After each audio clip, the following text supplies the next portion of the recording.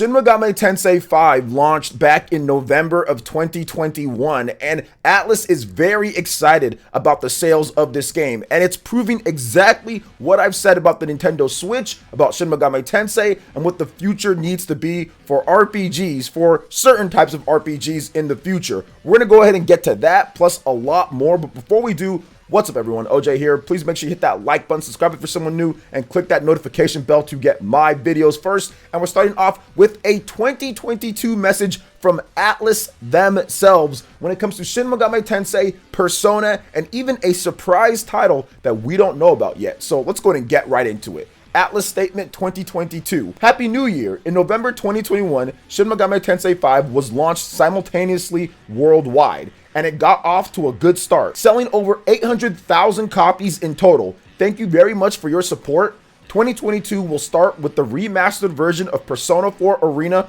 Ultimax in March, and in the release of 13 Sentinels Aegis Rim for the Nintendo Switch in April. We are also preparing a surprise new title that has not yet been announced. Also, the 25th anniversary of Persona, which started last year, will enter a new phase. Please look forward to it. So this is a very loaded Atlus Statement 2022. There's multiple layers to peel back, but what we're going to really focus on is essentially what happened with Shin Megami Tensei 5 and what's going on there with the Nintendo Switch, in addition to the continuation of the Persona series, or the Persona 25th anniversary, and what they're doing there. Because if you've watched my channel, obviously I've made predictions, there's been rumors when it comes to mainline Persona games, Persona 3, Persona 4, Persona 5, potentially coming to platforms outside, or more like modern consoles, because pretty much all of these games are stuck on one system, or stuck on, let's just say, PC and not other modern systems. So it's something that fans have been looking forward to for quite some time. So let's go ahead and first start off with what this proves with Shin Megami Tensei 5. So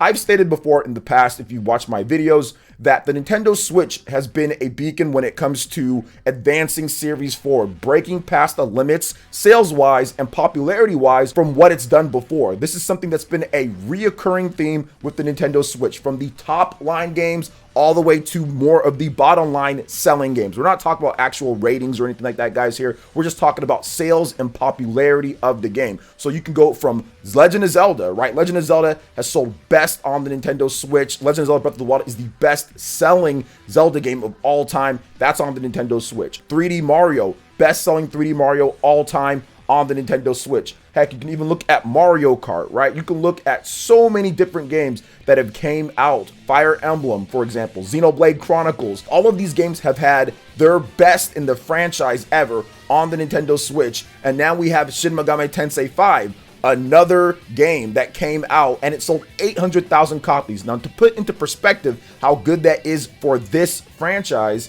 the previous best-selling Shin Megami Tensei game has already been outsold. We think that is Shin Megami Tensei 4, which is right around that same amount. But Shin Megami Tensei 4 has been out since 2013, and it also took Shin Megami Tensei 4 on the Nintendo 3DS 2 years to reach 600,000 units in sales back in 2015. So Shin Megami Tensei 5 has already outdone it in about a month and some odd weeks, right? That is absolutely incredible for the series. But once again, it's because of the Nintendo Switch platform, the hybrid nature of it, combining what handheld players want and also console players want, and kind of putting that together in one form has caused all of the sales to jump up, and has caused everybody to say, okay, well, I'm going to go out there and get this game. Because sometimes a lot of portable fans would have to buy separate versions between the console and all that, and they might just have money to buy one, or just might decide to just buy one of them or not. But with the Nintendo Switch, you get the same game. So therefore, it's bumped up all of the sales, and it absolutely proves what I've been saying for quite some time here now. Like, it is absolutely time, based off of this, because Shin Megami Tensei is not anywhere near as popular sales-wise as a Persona. But if you can get 800,000 copies of Shin Megami Tensei 5 sold on the Nintendo Switch in a month and a half, and it doesn't have the marketing budget, doesn't have the popularity of Persona, imagine what a Persona game could do if it was brand new, or if it was day and date. We're not talking about an older release of the game, because it's not like Shin Megami Tensei 3 Nocturne HD Remaster sold this amount. But a brand new game going forward, To me, when it comes to Japanese RPGs, especially old school or games that have been around for quite some time, it doesn't make any sense not having the game on the Nintendo Switch. If a game like Shin Megami Tensei can sell almost 1 million units, I'm pretty sure within the next month or so, it will cross that million mark because more and more people are picking this up, word of mouth, Christmas, gift cards, all of that. So within the next month or two, it's absolutely going to hit that million mark, already blowing away the best-selling Shin Megami Tensei game in the franchise in less than 3 months. It pretty much proves that it's absolutely crucial for Atlus to have their RPGs, to have their games on the Nintendo Switch, unless they have some type of deal going on with a different company and they're paying them a fat bag of money, then okay, obviously do what you need to do, Atlus, right? Get whatever you need to get. But if there is no deal in place, there should absolutely be their games on the Nintendo Switch because this is the future when it comes to JRPGs and that type of game. Especially turn-based RPGs are some of those type of games that people want the option to be able to play portably. So I really think that had an impact on what was going on with Shin Megami Tensei 5. Plus, of course, you have the fantastic review scores. You have a lot of people kind of getting behind the game. You have Shin Megami Tensei finally getting to the HD era with a brand new title. There was a lot of hype heading into this one, considering how long it took for this game to come out. So it's not just the Nintendo Switch, it's other factors. It's the game being really, really, really good. Actually, my favorite Shin Megami Tensei game of all time, and one of my favorite games of all time, favorite RPGs of all time, easily being that. But there's also other factors as well. The Switch effect is definitely in effect here with this, and going forward, Atlus needs to think very carefully about how they do things with their RPGs and everything, because I'm telling you, you could be missing out on a gold mine if you don't put things on the Nintendo Switch, the Nintendo Switch successor, whatever the case is. Whatever you can do to get it done, you should definitely do that to get it done, even if it does come a little bit later or whatever the case is. Now let's go ahead and shift over to the Persona 25th anniversary, because this has got a lot of people kind of, interested and also at the same time anxious because they don't know what Atlus is going to do. And here's the thing about Atlus, guys. I think that Atlus sometimes can be a little bit shrewd or crude in their thought process. It does take them a bit more extra time than what you would think a company would do to do things that maybe the fans would want, but at the same time, they usually end up getting it done, right? Shin Megami Tensei 3, Nocturne, I mean, people have been wanting that on a modern console for a very long time. We got that. People have been wanting 13 Sentinels on the Nintendo Switch for quite some time. They're getting that done. So a little bit later than what we would have wanted, but at the same time, it still ended up coming. So I do think that's going to bleed over into what's happening with the 25th anniversary here with Persona 3 and with Persona 4. Now, we don't have any announcements at this point, but I do feel, based off of what happened with Shin Megami Tensei 5 and what they were seeing with the pre-orders and with the game, and also with the popularity of the Nintendo Switch taking over Japan, I do think that it is time that we do see Persona 3 and Persona 4 on modern consoles. I do think that that's going to happen with the 25th anniversary. I think that Atlus has been heavily teasing this. The Persona director has been teasing that there's more big announcements for the Persona 25th anniversary. This now another tease coming in here. Like, if it was just like a t-shirt or a concert or whatever the case is, I don't think Atlus would be talking as much as they've been talking. This is the most that they've ever said about anything when it comes to Persona and the anniversaries and stuff like that. The last time it wasn't anywhere near like this. So I do feel that those games are coming, but I can understand why there's a lot of people out there, even a lot of Atlus content creators, people that I talk with all the time, that don't feel that it is. But I do feel that based off the information that I do have, in addition to what's been rumored out there, I think that it is coming with Persona 3 and also Persona 4. But maybe we don't get those announcements till after 13 Sentinels Aegis Rim and Persona 4 Arena Ultimax launch on the Nintendo Switch, launch on the systems out there. So I do think that it might be a little bit later. But there's still so much money to be made here with Atlus and what they're doing with these old Persona games, because they've never gotten releases on modern consoles or HD consoles. It's pretty much only been with Persona 3, that was Vita, that was originally on the PS2, right? So nothing on the PS3, nothing on the PS4. Now we're over here to the PS5. So I do think that it could do extremely well, along with Persona 4, which saw a very good release, over 1 million units on Steam, which that is nowhere near the biggest platform for Persona 4 to launch on. So if it did 1 million units on Steam, Imagine what it would do on the Nintendo Switch and the PlayStation 4. We're probably looking at 2 million units plus for this when you combine them. It might even be a little bit more depending on how they value the proposition, like with the price of the game. If it was 20 bucks, it would be 5 million units. It might do as much as Persona 5 if it was 20 bucks like it was on Steam, but it's not going to be 20 bucks on consoles, especially with a physical edition. So there's no way that it's going to be 20 bucks, but I'm just saying that there is a lot of sales potential for this game. And if it's even priced better, so like let's say if it's priced like $39.99, which I don't think they'll do that either, but if it was, it would do extremely well, whether that's Persona 3 or Persona 4. So I'm myself looking forward to what they do with the Persona 25th anniversary, and I think that it's going to be a pretty good year for Atlus and Persona fans. Now, briefly, I do want to talk about this surprise new title that they're talking about here. I don't know what this is going to be. I have no idea. I mean, it could be a Persona 6, but would that be a surprise if they announced the Persona 6? We know that they're probably working on something, so I don't know if that's a surprise. So could it be a sequel to something else that we've gotten from Atlus before? Could it be an Etrian Odyssey? Could it be something like a Radiant Historia? I think that would be a very good announcement, and it would be a surprise because those games or those franchises have been dead since the 3DS DS era. So we haven't heard anything from Etrian Odyssey or anything from the Radiant Historia in quite some time now, and it's not like we've heard rumors or anything like those are coming back. So maybe that surprise title is a Etrian Odyssey, or maybe it's a Radiant Historia. Now, I would love Radiant Historia myself. I think that that game is kind of like a pseudo Chrono Trigger style of game with the manipulation of time and everything. So maybe Radiant Historia comes back. But if it's Etrian Odyssey on the Nintendo Switch or on modern platforms, I think that would be dope. I think people would really love something like that. But he says surprising, so it's a surprise new title. So something tells me that since it's a surprise, it's not something that people are expecting. So it's not going to be an SMT game. It's not going to be a Persona game. It's going to be something a bit different. So that's why I said surprise. But nobody is surprised when they announce an SMT game or when they announce a Persona game, because we know that those are coming. Those are their cash cows.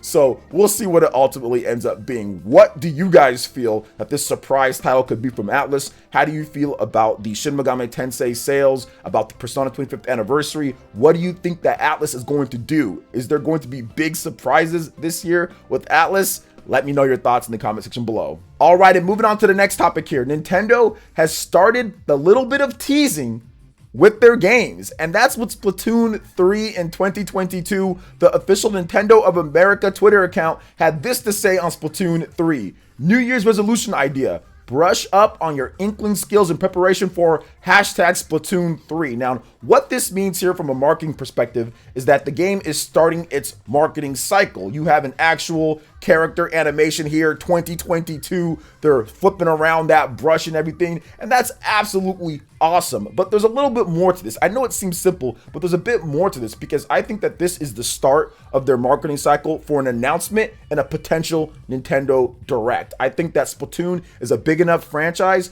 to where they're going to actually talk about this game in Nintendo Direct. They've always been pretty big on having events for Splatoon at Nintendo Directs, being announced at Nintendo Directs, being shown off at the Nintendo presentation 2017, having the whole segment with Splatoon 2 and everything. Even back in 2015, what they did with E3 and how they have Splatoon events and all of that. This is something that Nintendo's very serious about. And I know that my audience here, and especially some people in the West, aren't really big on Splatoon when it comes down to it, or maybe not excited for this, but this is a 10 million plus selling franchise. This is a massive franchise that generates a ton of money for Nintendo, and Splatoon 3 is going to be absolutely huge for Nintendo when it comes to sales and when it comes to player count. This by far is going to be a Splatoon that launches with the largest number of players in Splatoon history. There's going to be big numbers for this game, so I'm expecting a huge announcement at a Nintendo Direct for Splatoon 3. Now, my most anticipated thing with this game is absolutely the online and the single player. I think that the single player looks like they're going to try some new things in there. Looks like there's going to be some more open elements at times